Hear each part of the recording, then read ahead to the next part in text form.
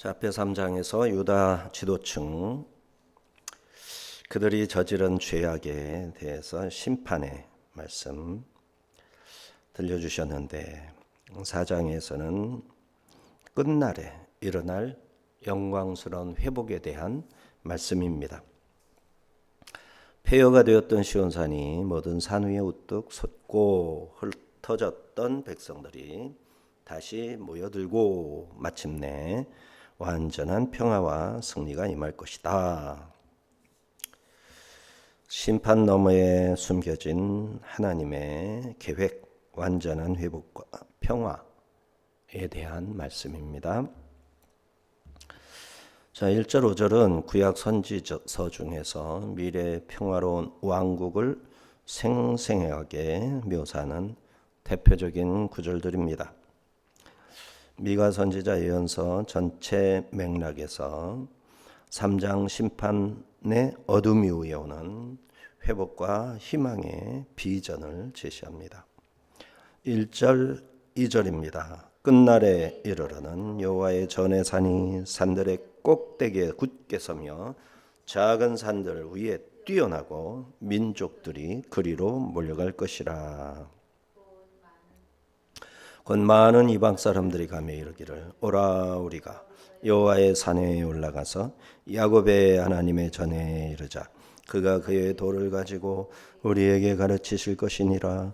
우리가 그의 길로 행하리라 하리니 이는 율법이 시온에서부터 나올 것이요 여호와의 말씀이 예루살렘에서부터 나올 것임이라. 자, 시온과 예루살렘 마지막 날에 여호와의 산이 높아져서 여호와의 산에 모여 열방이 율법을 배우고 칼은 보습으로 바꾸고 전쟁이 다 사라지는 모습입니다. 각 민족들이 포도나무 아래서 평안히 지내며 여호와를 신뢰하는 모습을 묘사하고 있습니다. 미가의 동시대 선지자 이사야서 2장 1절에서 4절까지 동일하게 반복이 됩니다. 두 선지자가 같은 영감을 받아서 하나님의 계획을 각자가 증거하니 강조가 되는 것이죠. 역사적으로 미가 선지자는 8세기 중반 아수르의 위협과 북이스라엘의 멸망 직후에 활동을 했습니다. 남유다의 타락을 지적합니다. 미가는 여기서 이방 사람들의 노래를 소개하는데 오라 우리가 여호와의 산에 올라가서 야곱의 하나님의 전에 이르자. 그가 그의 도를 가지고 우리에게 가르치실 것이니라. 우리가 그의 길로 행하리라 하리니 이는 율법이 시온에서부터 나올 것이요 여호와의 말씀이 예루살렘에서부터 나올 것임이니라. 할렐루야죠. 지금 우리는 이 시대에 이미 이를 누리고 살고 있습니다. 교회가 바로 참 예루살렘이고 시온이죠. 하나님의 말씀이 선포되어지고 성령의 전이기 때문에 성령이 계시고 우리 안에 성령이 계셔서 하나님의 거룩하신 말씀을 읽을 때 깨닫게 하시니 율법이 시온에서부터 우리에게 공급되는 것이죠. 이방 나라들이 하나님의 가르침을 받아 자기들의 나라 통치 원리로 삼기 위해 시온과 예루살렘으로 쇄도하여 율법과 여호와의 말씀을 듣게 될 것이다 라는 이 노래, 궁극적으로 예수 그리스도께서 십자가 대속사역과 부활 승천, 성령 강림, 종말의 그리스도의 심판으로 완전하게 실현이 될 것입니다. 미가가 이제까지 절망을 대신하는 마지막 날의 희망을 이방인들의 입으로 선포하게 된다 하는데 시적 비전의 형식으로 심판과 회복을 대조하고 또 민족들이 몰려오고 민족들이 하나님의 말씀을 듣는 반복이 되어지고 상징적인 이미지로 산, 여호와의 산, 높은 산, 그리고 칼과 보습 이러한 단어들을 상징적으로 사용해서 미래의 이상적인 세계를 그리고 있는 것입니다. 신학적으로는 하나님의 주권적 통치 아래 만민의 평화, 전쟁의 종식, 개인적인 안식, 그리고 여호와 신앙의 영원성을 강조하고 메시아 왕국, 종말론적 구원이 이루어진 왕국의 예표로 제시하고 있는 것이에요. 마지막 때 시온산은 높이 솟아서 모든 민족이 그리로 몰려가 하나님께서 친히 왕이 되어 다스리시면서 율법이 시온에서부터 거기 모인 모든 이방 사람들에게 증거될 것입니다. 3장에서 시온이 쟁기질 당할 만큼 들판처럼 되리라. 쟁기질, 갈아 엎어놓은 밭 그랬죠. 갈아 엎어놓은 밭. 4, 5장에서는 오히려 그 시온산이 마지막 날들에 다시 높이 세워진다. 3장과 4장이 좀 다르죠. 5장에 가면 또 이 산들이 증인으로 다 부름을 받습니다. 그래서 이 메타포들이 계속해서 등장을 하는 것을 볼 수 있어요. 자, 그래서 오래된 예언과 새로운 예언이 정교하게 엮여 있는 말씀으로 예루살렘과 시온산이 종말의 중심이 될 모습을 그려주고 있습니다. 3절입니다. 그가 많은 민족들 사이를 심판하시며 먼 곳 강한 이방 사람을 판결하시리니 무리가 그 칼을 쳐서 보습을 만들고 창을 쳐서 낫을 만들 것이며 이 나라와 저 나라가 다시는 칼을 들고 서로 치지 아니하며 다시는 전쟁을 연습하지 아니하고. 자, 이 믿는 사람끼리는 전쟁할 필요가 없어요. 미국하고 한국이 전쟁 안 하잖아요. 같은 편이 되지. 미국하고 영국이 전쟁 조금 했었죠. 보스턴 차 사건 뭐 이런 걸로 인해 가지고 이제 독립전쟁, 미국의 독립전쟁이 있었죠. 그러나 엄밀히 말하면 온전히 믿는 사람으로서 전쟁한 게 아니죠. 가톨릭 진영에 믿는다라고 말하기 어려운 사람들, 그 사람들의 전통을 이으려는 말하자면 영국 국교회, 완전히 개신교화 되지 않았던 그런 모습이 청교도들을 거의 핍박을 했죠. 영국이 그랬어요. 스코틀랜드하고 이렇게 전쟁을 많이 했죠. 왕조가 이제 한 가정에서 두 왕조가 세워졌음에도 불구하고 서로 싸우고 죽이고 이런 일이 수도 없이 일어났죠. 세속적인 모습이에요. 그러나 종교 개혁 진영끼리는 서로 싸우질 않습니다. 나중에 독일은 이렇게 히틀러는 가톨릭 신자입니다. 가톨릭 신자에 의해서 나라가 헷갈리게 되면서 이제 동독과 서독이 서로 전쟁하고 독일이 또 영국하고 전쟁하고 서방세계하고 완전히 그냥 오합지졸처럼 된 적도 있지만 온전히 신앙의 정부로 세워진 그런 나라들끼리는 결코 싸움이 일어날 수가 없어요.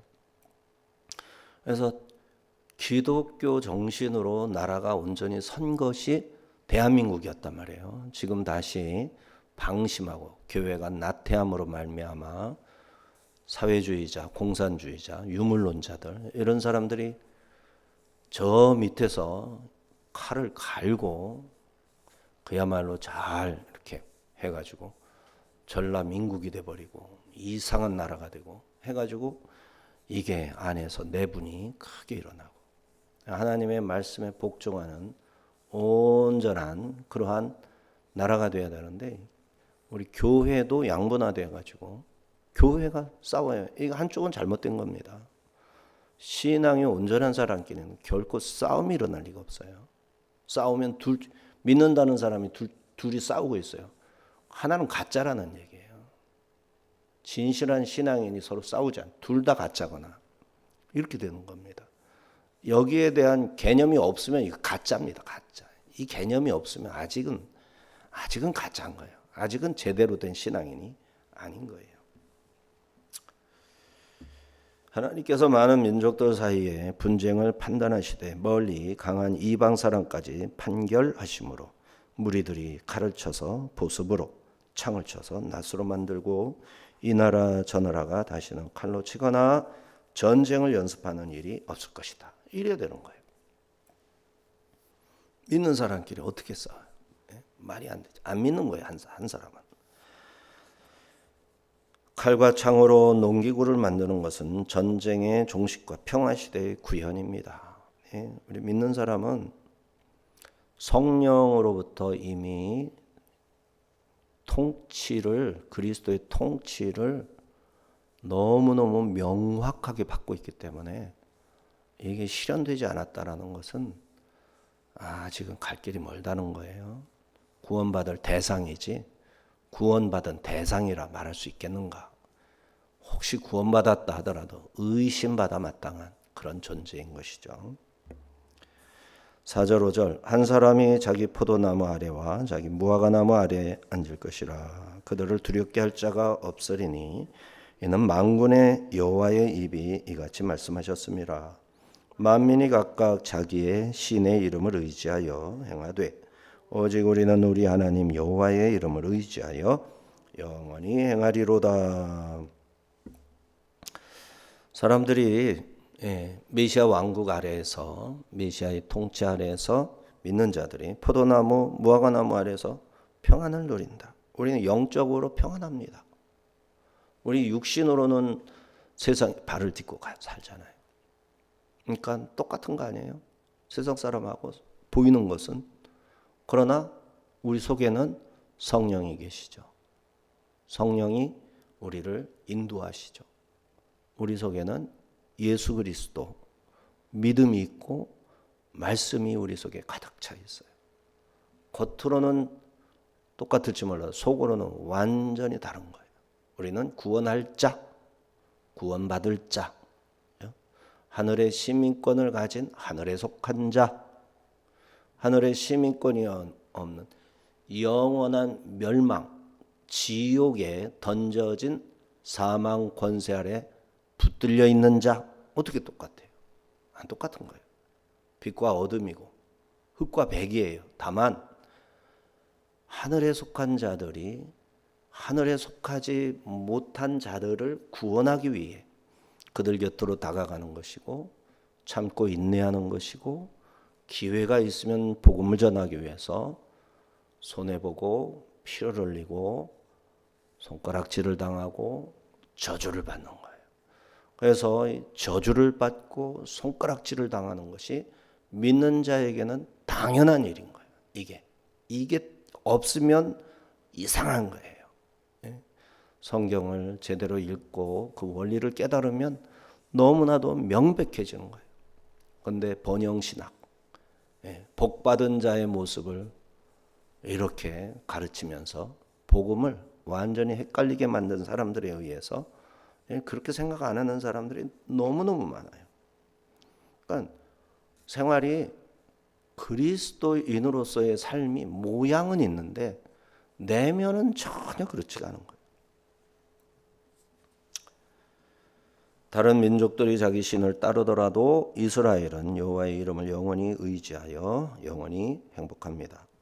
참 이스라엘, 교회 속에 있는 교회에 속한 자, 신앙생활하는 가운데 참된 신앙을 가진 자, 이런 사람들은 여호와의 이름을 영원히 의지하고 영적으로 이미 주님과 교통하고 성령님의 인도하심을 받기 때문에 성령의 사람인 거예요. 성령의 사람.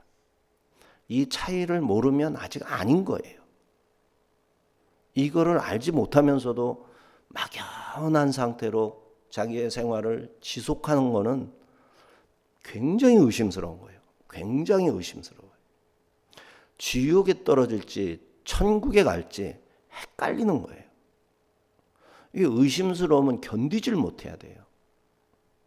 내가 천국에 갈 자신이 없으면 이거 그대로 있을 수 없는 일이에요. 그럼에도 불구하고 멀쩡하니 그냥 살아간다. 아, 이게 위험한 거예요. 이거는 아닌 쪽으로 생각을 해야 돼. 스스로를 의심해야 되는 거예요. 그러나 스스로는 의심하지만 예수 그리스도의 복음, 하나님의 사랑을 결단코 의심하지 않을 때는 내 안에서 증거를 찾아야죠. 그에게 마땅한 응답을 보여드려야죠. 구원받은 자가 어떻게 살아야 하는지를 찾아서 따라시 찾아서 때레크 그 길로 가야 되는 겁니다. 이게 안 나타나면 어떻게 구원받은 사람이라는 것, 증거가 뭐냐고. 증거가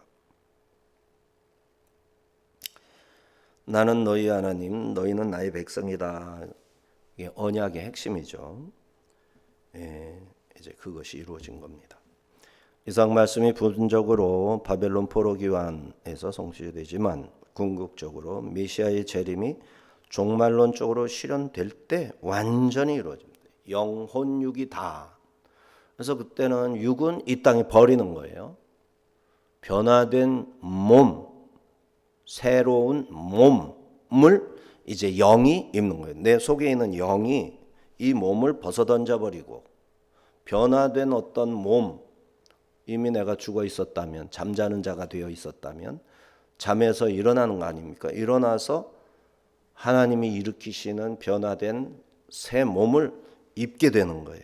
이렇게 해서 영과 혼과 육이 전부가 완전한 구원을 받고 조금도 문제가 없는, 결격이 없는 그러한 하나님이 예비하신 나라, 완전히 실현된 영원한 천국에서 영생을 하게 되는 겁니다. 성경에 그렇게 나오는 거니까 믿어 의심할 수가 없어요. 그런데 이게 의심이 되는 거는 성경이 안 읽은 거예요. 성경을 제대로 안 본 거예요. 미가의 이 예언은 아수르 제국의 침략과 북이스라엘 멸망의 트라우마 속에서 쓰여졌고, 이 말씀으로 이스라엘 백성들은 절망에서 희망을 찾을 수 있게 됩니다. 6절 8절은 하나님께서 죄로 인한 온 세상에 흩어지고 끌려갔던 자기 백성을 다시 모으겠다 하시는 약속입니다. 6절 8절 여호와께서 말씀하시되 그날에는 내가 저는 자를 모으며 쫓겨난 자와 내가 환난 받게 할 자를 모아 발을 저는 자는 남은 백성이 되게 하며 멀리 또 쫓겨났던 자들이 강한 나라가 되게 하고 나 여호와가 시온산에서 이제부터 영원까지 그들을 다스리리라 하셨나니 너 양떼의 망대요 딸 시온의 산이요 이전 권능 곧 딸 예루살렘의 나라가 내게로 돌아오리라. 하나님께서 그날에 빠이옴 하후, 그날에 저는 자들을 모은다. 쫓겨나 환난을 받던 자들을 다시 모아 남은 백성, 남은 자가 되게 하고 멀리 쫓겨났던 자들은 강한 나라가 되게 해서 친히 시온에 임하신 하나님이 그들을 불러 모아 다스리신다. 하촐레아 저는 자, 야곱의 절뚝거림이죠. 환난을 당하고 완성시킨 사람이죠. 야곱이 바단 아람으로 가서 20년 동안 삼촌 라반 밑에서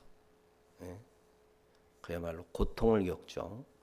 하지만 그 고통 속에서 아내를 얻고 아들을 얻고 그리고 돌아오다가 이제 미진한 부분이 있는 거 아닙니까?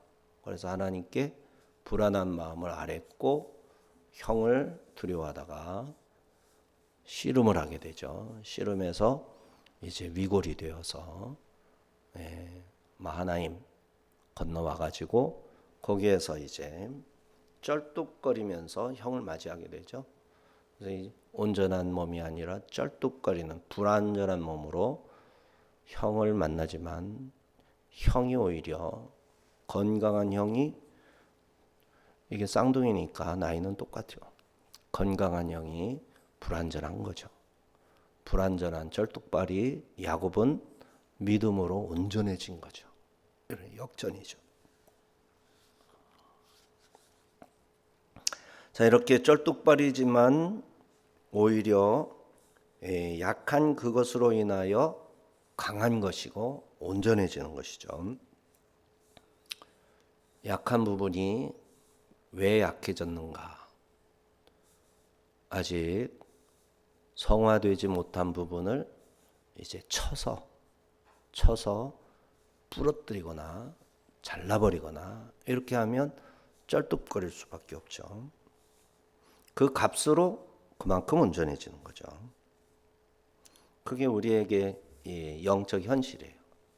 그래서 우리가 고단하고 힘든 삶을 산다라는 것은 하나님의 거룩에 그만큼 가까이 가는 그런 게 또 있어요. 그래서 이 땅에서 힘들게 사는 것이 어떻게 하나님의 뜻이겠느냐라는 질문이 있을 수 있지만, 그러나 그 질문은 너무 단순한 이 세상에 기반을 둔 질문이고, 하늘에 속한 영적인 상황에서 질문을 하게 되면 그 질문은 어떻게 보면 허탄한 질문이 되는 거죠.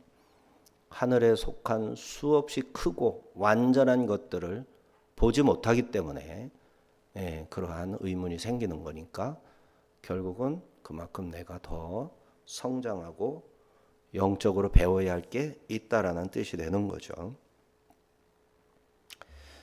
곧 하나님이 친히 왕이 되셔서 직접 치리하신다라는 말씀입니다. 동시에 예루살렘의 왕권과 나라가 회복이 되는 것이고, 이로써 딸 시온은 딸 예루살렘으로 이제 흩어져서 없어진 듯 했는데 다시 불려지고, 포위당한 시온의 딸은 비극이 다시 반복되지 않을 옛날 일이 될 것이다. 그리하여 예루살렘은 다시 양떼의 망대가 서고 시온의 산 권능을 회복한 하나님의 딸 예루살렘으로 불리게 된다라고 합니다. 양떼의 망대는 베들레헴 근처 목자들의 탑을 가리키고 다윗 왕조의 뿌리를 상기시킵니다. 이렇게 하여 하나님께서는 자신의 주권과 자비를 드러내시고 이방인을 포함하는 보편적 구원을 베푸실 겁니다. 이를 위해 예수께서 친히 선한 목자가 되셔서 교회를 통해 약자들을 중심으로 온전한 몸을 이루어 가실 겁니다. 오늘날 고난과 시련 속에서 우리는 하나님의 약속을 붙잡아야 합니다. 약함을 인정하고 회개하면 하나님께서 우리를 강한 공동체로 세우실 거예요. 교회의 사명은 죄인을 구원하고 선을 베풀어 하나님의 사랑을 나타나는 데 있는 것이지, 이 땅에 비교하고 세상과 견주어서 우세하고 이런 데 있는 게 아니에요. 교회의 사명은. 그러므로 교회는 그리스도의 통치 아래서 쩔뚝이는 자들도 버리지 말고 품어야 합니다. 상처받은 성도들, 실족하여 이탈하는 자들까지 모두 모아 강한 공동체로 세우는 일에 힘써야 하겠습니다. 하나님께서는 환난을 이겨낸 백성들을 모아 남은 자로 삼으시고 시온으로 불러 영원히 통치하시는 겁니다. 자, 이제 9절 13절에서는 고난에서 구원의 여정 단계적으로 묘사하는데, 포로됨의 아픔에서 열방을 이끌고 모여 시온에서 적들을 타작하고 제물을 여호와께 드립니다. 가장 깊은 고난이 궁극적으로 승리로 바뀐 것입니다. 하나님께서 포로 생활을 통해 열방을 심판하고 시온을 승리자 되게 하십니다. 4장 9절 이제 내가 어찌하여 부르짖느냐. 너희 중에 왕이 없어졌고 내 모사가 죽었으므로 네가 해산하는 여인처럼 고통함이냐. 왕이 없어지고 모사가 죽어서 해산하는 여인처럼 고통함이냐? 왜 그렇게 부르짖느냐?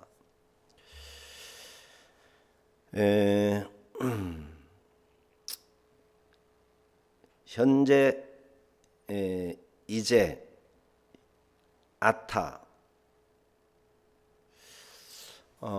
이제 내가 어찌하여 부르짖느냐.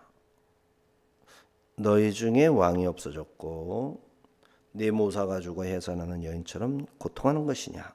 현대 시점에서 수사학적 질문인데 하나님의 심판이 시작돼서 시드기야가 몰락하고 바벨론으로 끌려갈 때의 모습이에요. 이스라엘은 멸망을 체감하게 되고 하나님께 구원을 요청할 거예요.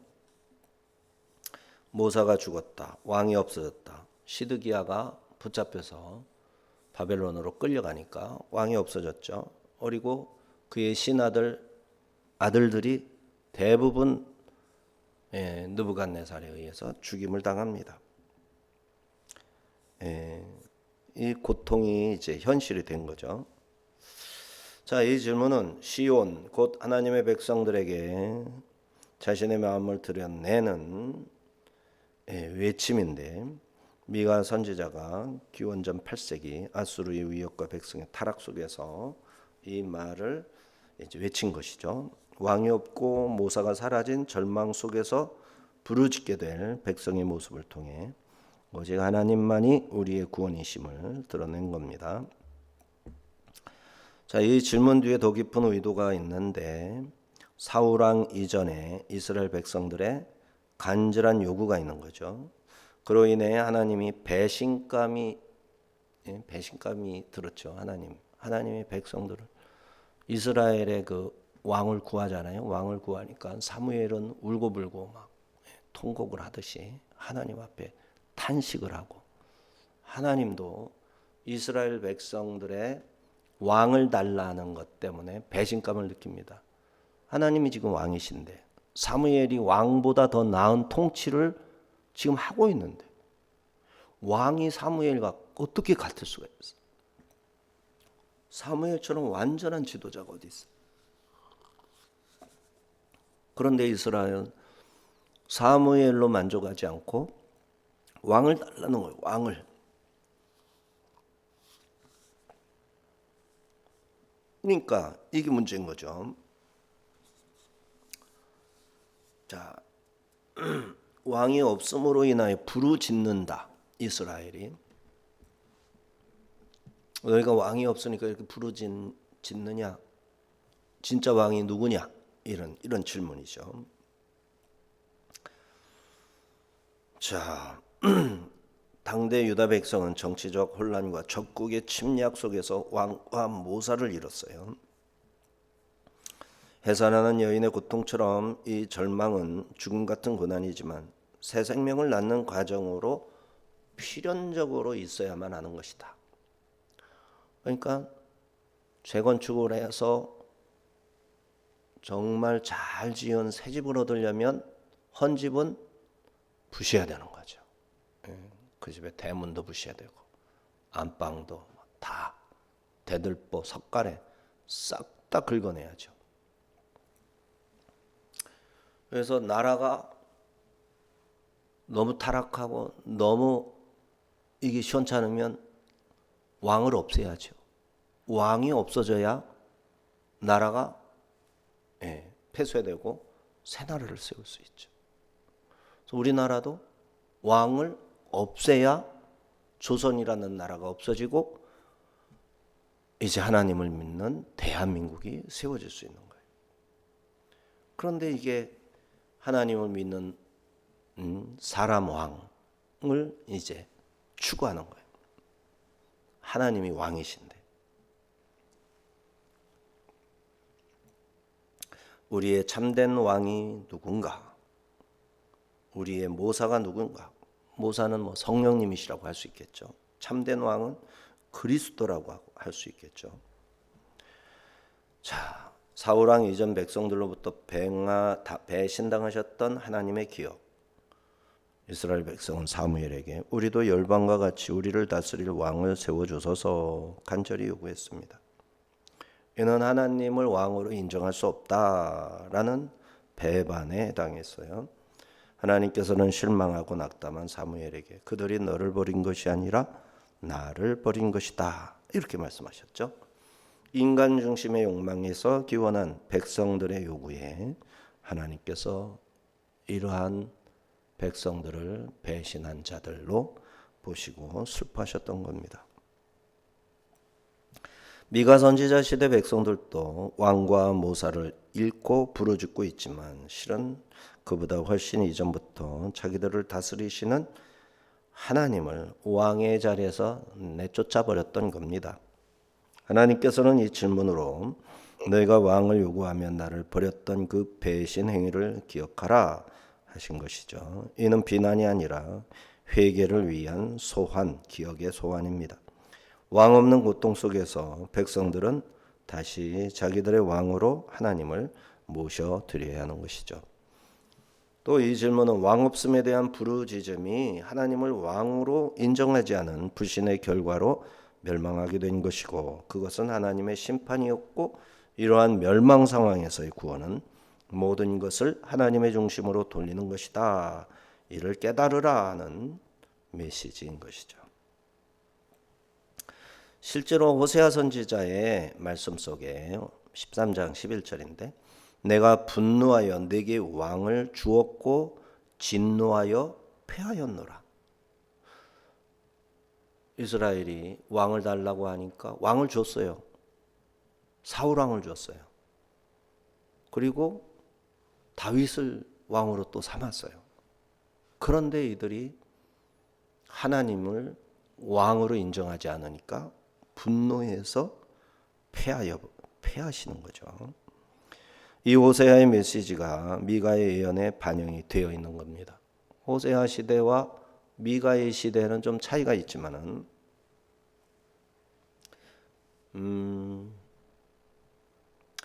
즉 호세아와 미가는 이스라엘의 반복적 불신을 비판하며 이를 하나님의 은혜와 대비시켜 주었던 것입니다.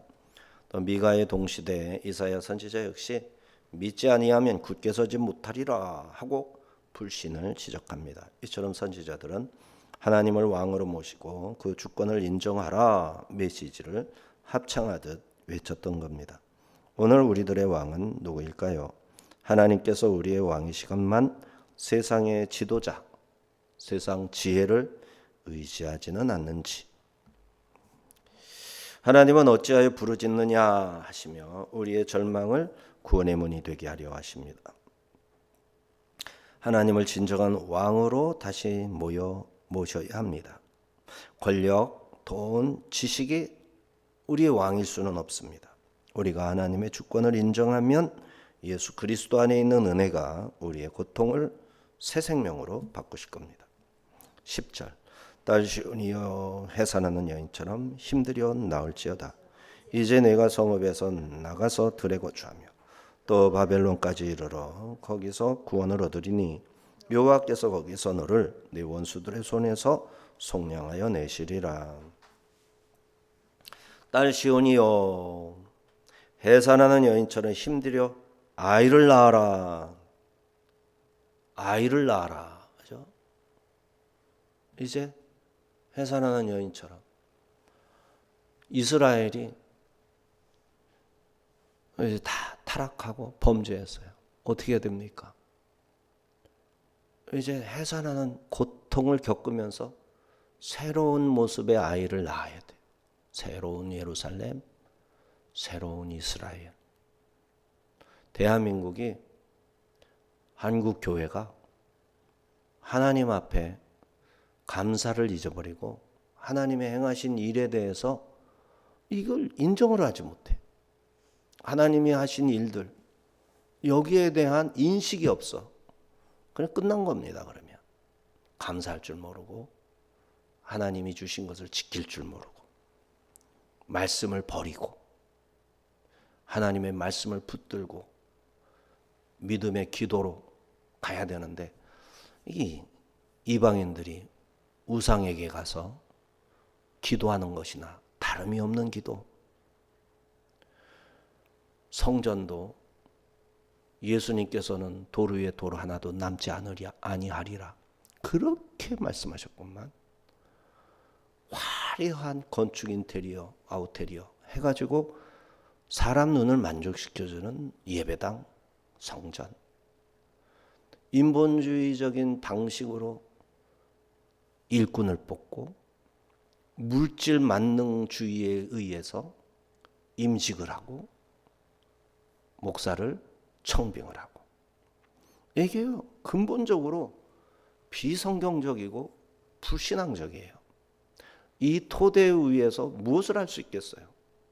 아무것도 안 되는 거예요. 그러면 해산하는 고통을 가져야 되는 겁니다.